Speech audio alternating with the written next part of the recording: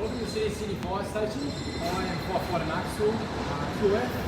This is 你好，我係Stephen，我哋係悉尼嘅消防員。And Chungi speaks 廣東話 and Cantonese, and he's a good value to us in City because we do have a big Asian population in Haymarket in South Sydney. 我哋喺悉尼有好多廣東同普通話嘅市民。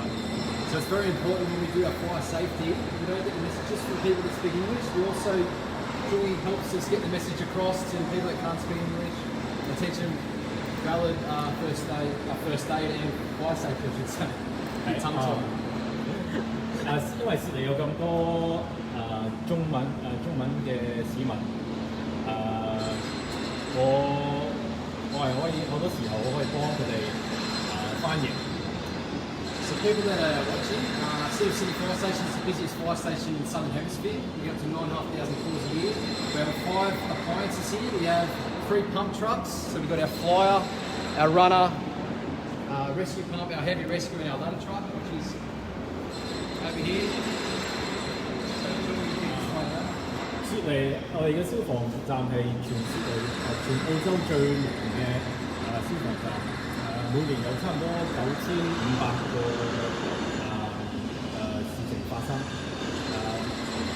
嗰邊我哋有5架消防車。Yeah, so I'm guessing what the main objective today is people tuning in live. Obviously, get the fire safety messages coming into winter. Make sure you have a working smoke alarm. 冬天就快到，所以我哋要記住有一個正常工作嘅煙霧報警器。Have a home fire escape plan, so know how to get out of your home if there is a fire. Have a meeting place out the front. 有一個防屋嘅逃生計劃。Keep looking when cooking, so if you cook in the kitchen, make sure that you're safe and you keep an eye on your cooking. sorry. 煮飯嘅時候記住要唔好走開，一定要睇住佢。So we had a question sent in. Do you get charged if there's a fire in your home? 個問題係如果你着火嗰陣時，佢會唔會收錢？個答案係唔會。So any you cause a fire alarm to go off in businesses or a restaurant, you might get a charge, a vehicle charge. But if they're actually required, that's our job to put it out and make sure that you're safe and right. 我哋工作係滅火，所以你唔需要擔心。And another one is, are you firefighters associated with the police? 問題係就我哋長實對問題係我哋悉尼消防員係咪同警察一個組織？我哋唔係一個組織，兩個分別嘅組織。We work with the police, all different incidents that we do. We work with the police rescue jobs, we work with police general duties if there's anything going on. So they're a big part of, we work with them. 就算我哋唔係兩個嘅組織，我哋都會一齊合作嚟工作。Should we introduce this one? Alright, so we're going to come over here and we're going to introduce you to the firefighters. This is SO Strong. Hello, how are you? SO Packham. Hello. Firefighter Haddad. Have to talk. Yeah, okay, so welcome to the City Fire Station. I don't know if Maxi mentioned it's super soon, so we're on shift, we're on a 23-hour shift today. So what we do a full 23-hour shift, we have 24 off, and we do another 23-hour shift, and then we have 5 days off. We have 25 firefighters here on shift. Our minimum staffing is 23. We respond to roughly 90,000 calls a year. That's about 25 a day. It's a very busy station. We train quite a bit. We can talk about the appliances. The number of appliances we have here. Yes, so we've got 5 trucks here. We've got 3 pumps which carry water for firefighting. we've got an aerial truck and a ladder platform, and we've also got a logistics vehicle on top of that, which helps deliver essential needs around the state. We are, as I think Jason said, we are the busiest station in Australia. Also, so we turn out quite regularly. So a bit about myself. So I've been in fire rescue for 18 years. Spent my time between here, City and Versatile Fire Station. Deployed overseas to Japan as part of the Australian Government Search and Rescue Team. Been on deployment for Swiftwater deployments around the state as well. So we do a large variety of things around here. So yeah, it's a good area to work in and a good station. So from that. Yeah, like Vic said, we've got 5 appliances here. So we'll do over a 24-hour period. The firefighters are rotated because of fatigue management. 24 hours at City, over 25, 26 calls a shift. It's very busy. You get guys fatigued, so what we'll do through the day, first thing we do when we get here, we have roll call in the morning. The drivers check the motors. Get the drivers to go through each appliance and show you roughly what's on every single appliance. We have 3 pumping trucks, which we call them appliances, but they're 3 fire trucks. 2 of them are specialist appliances. We have a heavy rescue and a Bronto, which is like a massive cherry picker, and also our rescue pump. It's a combination fire pump and a mini rescue. So, sorry to interrupt. David asked what time we finish shift tomorrow. So we go from 8 o'clock in the morning till 8 o'clock tomorrow morning. Okay, so, but the guys normally get in around 6:30, 7 in the morning because we check our gear first thing in the morning. There's too much to check every single day. So we have a roster system, it's called a SIM system. So there's a certain amount of gear that we check every day because there's too much to check in a single day. Yeah, no, I agree. Yes, so the SIM stands for the Station Inventory Management System. And it's a roster throughout the whole week and the whole month. There's some gear that needs checking daily, like all our essential gear, like our breathing apparatus. Then there's other things that check weekly, and it's on a schedule that rotates all the way through. That's done every day, no matter what. All of our gear is checked to make sure it's in full operational readiness. 我消防隊長頭先就話個問題係我哋工作嘅時候係幾時？我哋朝頭早8點鐘開始到係24小時到聽日嘅8點鐘。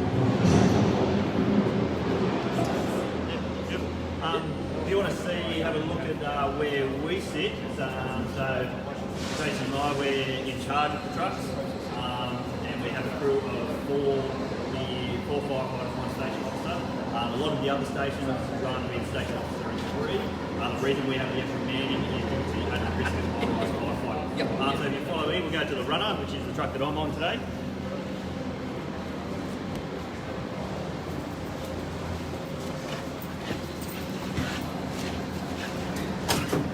So we sit up in the front seat here.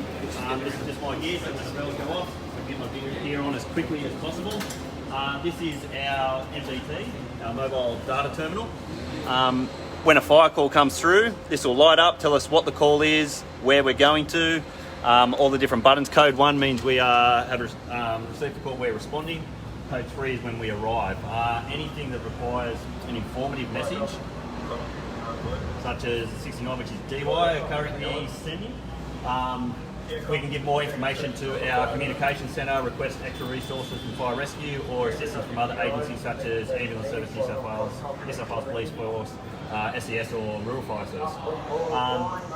Every station, every truck fire rescue carries these. It also tracks our location. So our communication centre at any time will be able to see where we are within our fire zone. It's also good for when we're working on bushfires.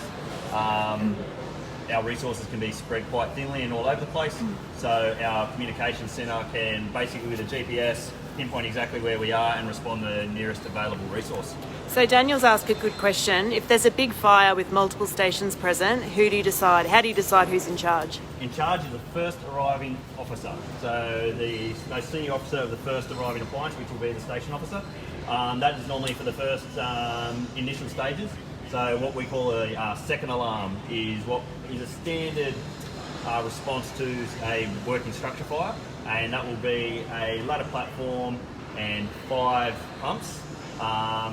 With that, the first arriving officer will assume command. That will be made, a radio message will be sent over to our communication centre. And so, for example, our truck is called is Runner 1. So we will say to our communication centre that Runner 1 is IC. So Runner 1 is Incident Commander. We'll name the command, so Sydney Command, and all arriving appliances after that time will report to the Incident Commander. If it continues to escalate to a larger incident, like a larger factory fire, where we need to put our job into sectors, so a large building, we'll put it into break it up into 4 smaller sections, and we basically, for a standard fire, like on a factory, we'll just break that into 4 sides. So our Alpha, Bravo, Charlie and Delta. Then on those size jobs, we're looking at a large amount of trucks, large amount of personnel. So we'll get duty commanders, so they're an inspector, they're the rank above myself and Jason. They will arrive, they will assume command after a significant handover, and then it will place sector commanders in each sector. Yeah. You can see too, like Mick showed you on the MDT, if I'm a 4th or 5th arriving truck to the incident, on the screen there'll be a row of they'll have the station numbers that are going there. So that'll tell me, like if Mick assumes command when he's the first arriving officer, on his next to his pump it'll go white. So when I get code 3, which means we pull up there, I know Mick is the incident controller because of the little white dot, and then my communications to Mick, he tasks me and my crew to a certain sector, or to be a sector commander, or whatever he needs done, whether it's staging, whether it's setting up first aid, setting up relay pumping. Like every job is different.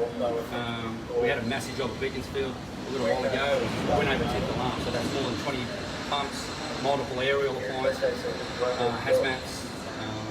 Yeah, takes more. So we'll take you down to Adnan. Talk about another few things. What we also do here is we, like I said before, do a lot of training. So at the moment, we have 4 potential rescue trainees. So across the 4 shifts, everyone's starting to do some rescue training. So it's about 6 to 7 months minimum of training. So besides turning out, we train as well. So sometimes we'll have all the gear set up in the heavy rescue, and you'll see a little bit of that later on. So we'll have all the gear set out, ready to go, and then we'll get a job. And we might be gone for 2 or 3 hours, and then we come back and then continue to train. Multiple times these guys are training at 11, 12, at night, 1 or 2 in the morning. So we're a busy training station, or a busy station just in general. So, Adrian? As Sir said, so we're currently undertaking our rescue training, so that involves every single shift, undertaking a variety of roles. So we're doing domestic industrial rescue, so that could involve having a ring stuck on a finger, it could involve an impalement scenario. Also, in addition to that, we do a lot of motor vehicle accident scenarios, so we practice for cars on the poles, head-on offset collisions, inverted cars which are on their roofs, and how to extricate the patients from vehicles like that. So every shift for the past month, we've been going non-stop, training every shift, trying these different extrication methods, and we learn from senior firefighters and station officers like Jason, who's been in the job for over 20 years, and we just bounce off them for ideas, and they show us their ways. So, yeah. You can go over through the motors. Yeah, sure. So I can take you through the flyer. So this is Flyer 1. So this is the busiest appliance in fire and rescue in New South Wales. It's actually the busiest fire appliance in Australia. As Sir said before, we do over 9,000 calls every year. And in addition to that, we engage with the community as much as we can. So we're promoting fire safety messages such as keep looking when cooking, in an emergency, once you're out of the house, get out and stay out. And also a friendly reminder to change your smoke alarms when you change your clocks as well. So, as I mentioned before, busiest appliance for fire rescue in New South Wales and busiest appliance in Australia. So this is our charging port. We always plug it in to make sure the appliance is charged and ready to go at a moment's notice. So this is our standard, what we call a class 3 pumper. So it can pump 4,000 litres of water per minute. It seats 3 firefighters in the back and 2 up front. So So this is where our boss would usually sit, is here. And as Sir Packham outlined before, that's our mobile garbage terminal. We went through that before. At the back, so we seat 3 firefighters there. As you can see, the air sets are in the back as well. So they're essentially molded into the back seat. So when we're on the way to a call, we can grab our mask, we can put it, grab it over the side, we can put it over our neck so we're ready to go. And essentially it's like a backpack, so we can just reach these handles and we can tighten them as much as we want. With all our gear on, of course, there's a lot more padding. And then it's sort of like a belt buckle as well. We can buckle this up. And then as we're exiting the appliance, we've arrived at the incident, there's a lever here.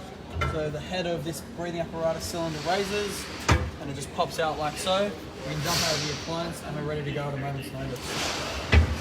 Also, in addition to that, we have all our gear, which is stowed in here as well. We have our helmets, so we can put them on straight away as soon as we get out as well. We've got a thermal imaging camera, which the firefighter can take into an incident as well. We have pretty much everything that we need for any incident that we're going to. We have tabards pictured here on the side, so if we're on the way to a motor vehicle accident and we don't necessarily need to wear our breathing apparatus, we can put them on. That way we're safe on the road. I'll take you to the driver's section as well and show you what we do as motor drivers.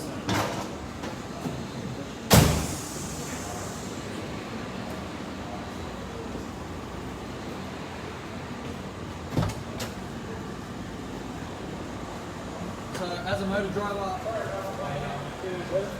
driver, every shift we start the truck, we check all the lights, so that includes the headlights, hazard lights, response lights as well, to make sure everything's working in good working order. I won't turn it on, but you can see, so we put our headlights on, put our response lights on, we test the siren as well. It's pretty loud. And essentially, we've tested all our lights, we've checked our left and sirens work. We exit the appliance, so the truck's in what we call pump engage mode. We exit the appliance towards the rear. And then this is where, as a motor driver, at an incident, we're working pretty hard in the initial stages of the incident. So this is where our flaked hose goes. So we have two 70mm hose here. So this is large diameter hose for when we need a large volume of water through the truck. There's 60 meters of hose per one pocket. So we've got 60, 60, and 60. So we've got 180 meters of hose all up. We've got foam gear down the bottom here as well. Moving over here as well.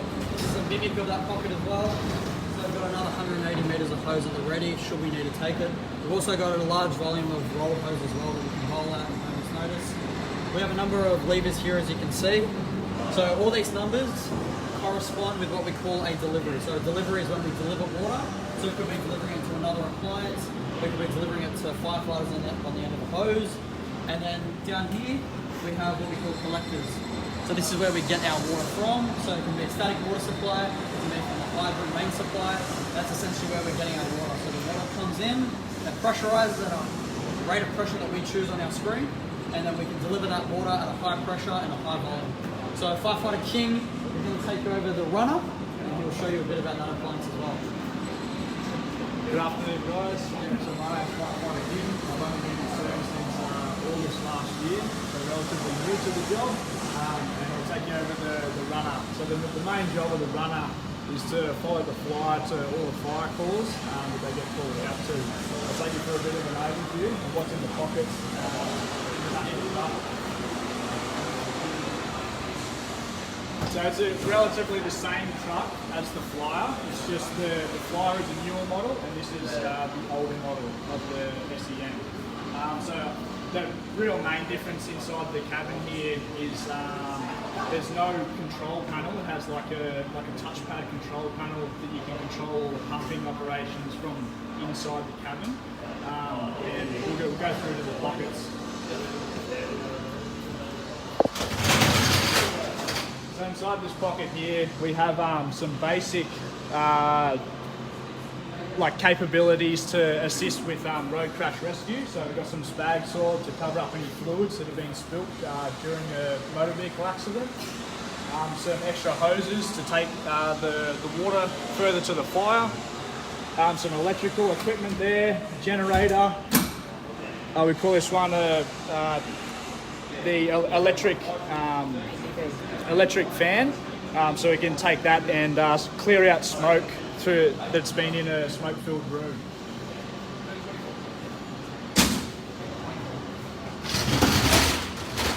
In this pocket here, we just have some traffic cones to try and keep it like our guys safe around any incidents when we're working on roads.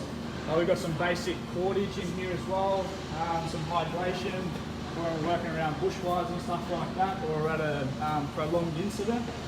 And we call these breaches, 2-in-1 breaches. These are for this 70mm hose. You can effectively take off 2 lines of 38 if you wish. We have some reducers as well, 70mm to 38 reducers, so we can have multiple teams attacking the fire. In here we've just got some spare BA cylinders, so if we end up depleting all of our oxygen at an incident, we can refill the BA cylinders. In here, this is mainly where the motor driver will come when he's at an incident, and he'll come and use these standpipes. These are used to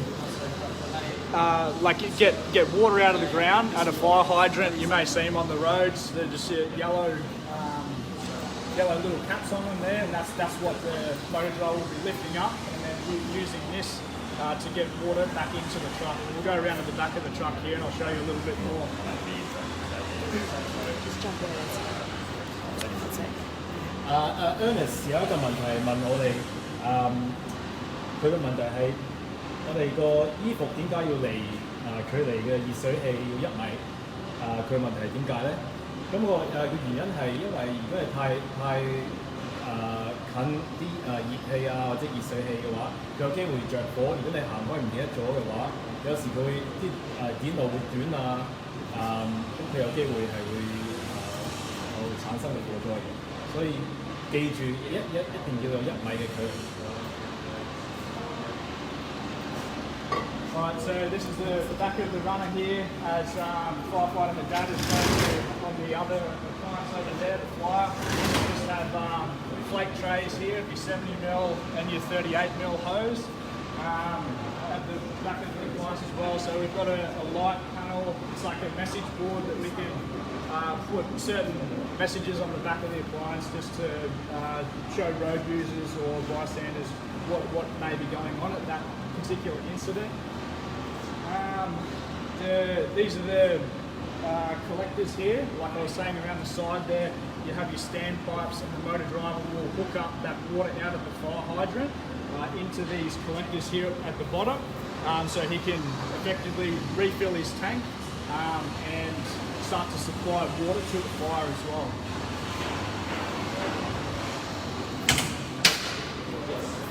Here we just have some CO2 fire extinguishers and a dry chemical powder fire extinguisher as well. Usually take these to electrical fires. If we can just take them up, and it might either put out some cooking fires, fat fires, stuff like that. We'll take the CO2s as well. Here we just have a pump, a portable pump that we use. We can use that for say getting out of a static water supply. So say we're on bushfire operations, we can use this portable pump and take it to a swimming pool, and we'll be able to get water out of that swimming pool and effectively put it on the fire.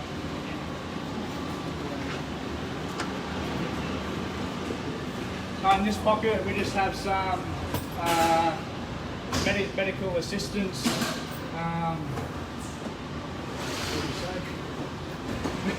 Medical assistance gear. So inside the EMT pack we have the trauma kit and the bag valve mask and the defibrillator here as well. So these SCBA cylinders here on the back, one is for the motor driver and the station officer sitting in the front seat. Most important, A few other bits and pieces up there, such as some extra P2 dust masks, some gloves, just all some more personal protective equipment. So goes in here, we have some salvage gear, so some brakes, some squeegees if there's been a flooding or anything like that. Chainsaws, so we can deal with fallen trees or anything like that on storm days. Power saws, so we can gain entry into the buildings or just onto the premises. We have some rescue gear here as well. So primarily used for motor vehicle accidents. We have a telescopic ram and the combi tool. So this one, a lot of people call it the jaws of life, and they pretty much you can cut and spread materials like in a car with that one.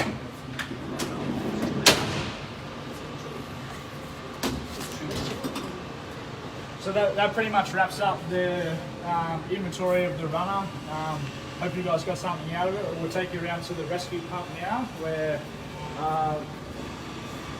Firefighter Hall will take you through the rescue pump. So while I got you, sir, we had a really good question before in relation to how Fire Rescue New South Wales works with the New South Wales Rural Fire Service. Could you explain to the viewers how we do that? Yeah, so we work hand in hand with New South Wales RFS. We work both in Fire Rescue, Fire District and RFS. We support them combat agencies for major bushfires within the state. During the recent summer, so we have 3 pumps here, as we talked about earlier, on total 5-man days or days of fight and fire danger. At least 2 of the trucks were sent out on either strike teams to where there are actual bushfires going, or to stand by at areas of high danger. We had all of our personnel were involved in some very large bushfires involving property protection. We work hand in hand with the RFS, and we have a very good relationship working with them. I personally have 2 of my family members are Rural Fire Service members, and we have plenty of firefighters here who have actually been members of the Rural Fire Service recently. Any other questions? Yeah, I'll answer. 我頭先有一位 Ernest 又問可唔可以用排水器嘅排氣嚟乾衣服？個答案係可以，但係好似頭先咁講，係記住要1米嘅距離。嘅原因係因為如果你近過1米嘅話，佢有機會着火，所以仲記住你唔好離開間屋。如果任何嘅嘢，如果有熱氣嘅話，記住要熄咗佢，離開佢。 So we also had a question before in relation to our minimum staffing here at City Sydney Fire Station. Could you explain to us about that? Yeah, our minimum staffing here for City of Sydney is we have 23 firefighter station officers on shift, minimum at one time, plus our duty commander. So say 24 firefighters work out of this building as a minimum on every day. And that's split between the 5 frontline appliances, the duty commander, we have a relay room, watch room, which receives any inquiries from the station and help operate the station because we are so busy, and also a duty commander and logistics people. And back over to Stephen, another one that he can answer. 頭先我消防站嘅隊長咧就話我哋呢個悉尼嘅消防站係有大概有25至30個消防員，每日24小時都喺度。我哋有好似頭先咁講，有5架消防車，仲有其他嘅後備同埋嘅消防嘅汽車。And yeah, just one other little thing about working with the Rural Fire Service. So we do have a lot of our country stations in either bigger regional centres or smaller towns that have retained brigades, which are our on-call staff. We often work, we have memorandums of understanding and mutual aid agreements, so we support each other in both areas, so whether it's in the Rural Fire Service area or fire rescue, and that'll be for bushfires and structure fires. So yeah, if there's any more questions coming through, otherwise we'll go over to Mr. Hall, or we're going to Mr. Jones to have a look over the aerial pipes. Hey guys, I'm Jones, been in fire rescue for just over 8 years now. I'm the main driver on our aerial ladder platform today. It's a 44-metre Bronco appliance bullet. We use it mainly for firefighting. It also has a rescue capability. We can remove patients from high levels when they're hurt or are below. It has a capability to go 5 metres below itself, for example for a wharf, etc. It has some pretty unique equipment on it. It's got a thermal imaging camera on the front there, up in those two black boxes. One's a thermal imaging camera and one's just a normal view camera. So the operator in the pulpit can see what's going on in the cage. We also have different attachments for the monitor. There, one's a one that's on at the moment. It's currently you can have a fog setting on it for gas flow, etc. Or we can put what we call a stack tip on to throw water further, for example, a big factory fire and the like. This thing weighs 29 tonne. It's pretty fun driving around the streets of Sydney, but it's a great appliance. It works well. It's awesome. It does its thing. We'll go to our Firefighter Hall with a rescue pump. Hi everyone, I'm Firefighter Aaron Hall. I've been at City Sydney now for about 6 months. Prior to that I was a retained firefighter at Tamworth in Windsor for about 12 years. I was lucky enough to get a career with fire and rescue as a full-time job. I'm going to give you a quick look over the rescue pump. As you can see, this is a different looking appliance to the Flyer and the Runner. It's actually a Barley. So the differences between this, it's actually capable of carrying 6 firefighters. So if you look in the back, it's got 4 seats in the back as opposed to 3, which the Scanias have. So we can carry, as I said, extra firefighters. This appliance is still a firefighting appliance, but it also has enhanced rescue capabilities.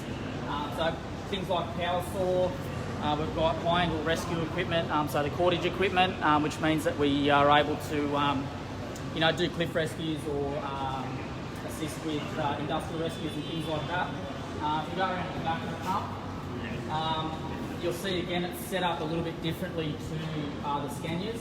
Our collectors and our deliveries are all at the back.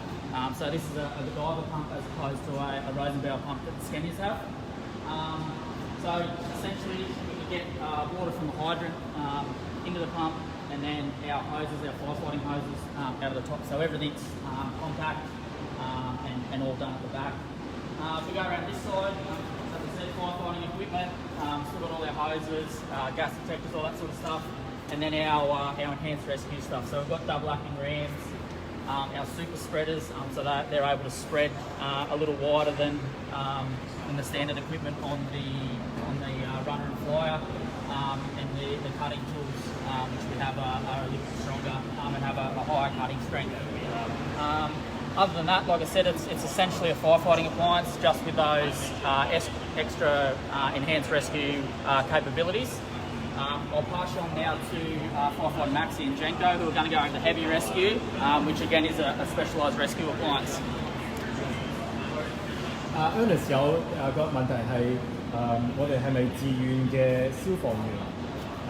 個答案係我哋係專業嘅消防員，所以我哋呢個係我哋嘅工作。我哋每個禮拜喺度兩個24小時嘅時間。I'm qualified firefighter Maxwell, and I'm senior firefighter Matt Jenkins. And today we are on the heavy rescue appliance, heavy rescue salvage. Myself and Jenko will just show you a few things that's on this truck. So at the back of this truck, these are all our entry tools that we use. Yeah, so we've got a really good bit of equipment on here. We use this mainly for any major accidents. So we've got car accidents, and you'll see in a second what you've probably heard called the jaws of life. That's what we're about to show you now. It's a really good bit of kit.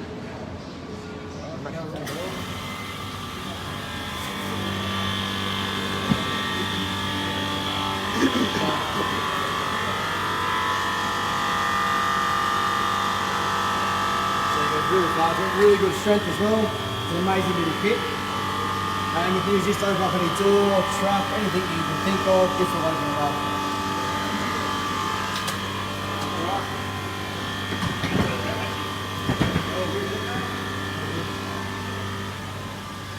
So bit noisy. But yeah, basically the heavy rescue it's a great bit of kit that we have in this truck to do all sorts of rescues. There's no water on this appliance. However, we do have a lot of tools and a lot of different things on here to be able to carry out rescues. We have high pressure airbags, low pressure airbags. We have foyer entry tools, air tools. We have cordage gear for going home sailing off buildings and off cliffs. Jenko's playing around with Some of our lights we've got here, so obviously at night. We come back a bit. It's quite bright. But yeah, we use this to light up a scene. It's a good bit of kit. We've also got a ladder as well. We've got our stabilisation, we've got blocks and crib blocks. And, So I don't think we mentioned it before, but obviously it's really quick to get all these appliances to work. So once you rock up to a job, to a car accident, or a building collapse, anything like that, all we need to do is simply press one button, and put it forward, and all these tools are ready to work. It's really fast, easy for us to get out of the truck, get the gear, and get to work. As I said before, also we've got a water bath. So this here, you have, say at your house, a hot water heater breaks and the whole house is flooded with water. We use one of these to suck it up and make it nice and dry again and safe. We've got surge cams. We've got, as I said, so many bits of kit that we can use at any particular job. Crib blocks. We've got a PPV fan, so we do a lot of salvage work too. So we don't just go to rescues and floodings. Any big fires, we put ourselves on. We follow the runner, the flyer, or any other stations around the city, and we can put a set on, put our gear on, and help carry out firefighting operations, search and rescue, salvage and overhaul. It's a great truck. It's got a lot of great stuff. Do we mention the thermal lance as well? No, we haven't. That's on the other side, but we've got a thermal lance. It basically will cut through anything. So rail tracks, it gets to about 4,000 degrees, so we use that. For example, a big truck rolled and got twisted, all that metal, you've got to be able to cut through it, and that's what that does. So it's a really, once again, a good bit of kit, easy to use, and it's really effective. all right. Well, that's the heavy rescue salvage truck here in the city of Sydney. We can go over to SO Scott. Are you done? Yeah, here's the rescue SO, and yeah, okay, thanks Max. Thanks a lot for everyone for going through the station. Normally we'd have an open day where we'd have a car at the back, we'd be cutting up the car. You guys can get a lot closer to the tools and talk to all the firers. But due to COVID-19, this is why we're doing this. So it's an online open day pretty much. We're just showing you all the appliances. You get to meet some of the firers as well. So please stay safe out there. Hopefully we should be over this by the end of next year, and I think we're pretty much on shift next year for open days. So coming to any fire station or coming to Sydney City, because we're the best station. And we're the busiest station as well. So there's 5 appliances to see, over 25 firers. We'll have a display on at the back. There'll be a sausage sizzle as well. So please stay safe, and we'll say to you. 多謝你今日嘅時間，你歡迎係我哋歡迎你幾時隨時都可以嚟探望我哋嘅。我哋有咩問題，我哋會嘗試我哋最好嘅答你。我有一位嘅消防員，佢喺度練習咗講中文好耐，所以有啲嘢想同你講。So part of the things here at City of Sydney, what we've actually has taught us a bit of Cantonese over the last few months and few years. So 多謝你嘅情意，再見我愛你。Thanks again, guys. Stay safe. Stay safe, guys. you guys. See you